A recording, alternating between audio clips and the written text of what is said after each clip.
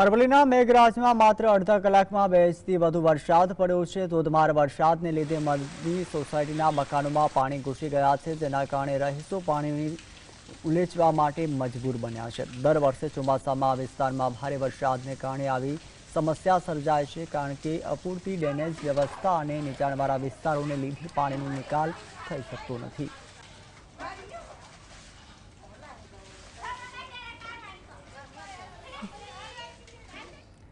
અરવલ્લીના મોડાસા તાલુકાના સાકરિયા અને માથાસુલિયામાં ભારે વરસાદને તબાહી મચાવી છે। છેલ્લા 2 કલાકમાં 4 ઇંચથી વધુ વરસાદ નોંધાયો હોવાનું અનુમાન છે। તો વરસાદના પાણીને પશુપાલકોને પણ હેરાન કર્યા હતા, કારણ કે પાણી હેડપંપના માથાળા સુધી ફરી વળ્યું છે, જેના કારણે પશુઓને સુરક્ષિત સ્થળે ખસેડવામાં મુશ્કેલી પડી રહી હતી।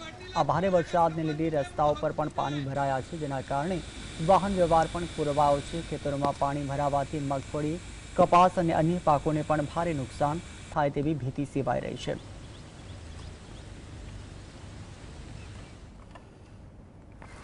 અરવલ્લીના માલપુરમાં ધોધમાર વરસાદ વરસ્યો છે। માલપુરના મોરી અને ડુંગરી અને જયસિંહપુર સહિતના વિસ્તારોમાં ભારે વરસાદ વરસ્યો છે। ભારે વરસાદ પડતા ખેડૂતોમાં પણ ખુશીની લહેર જોવા મળી રહી છે।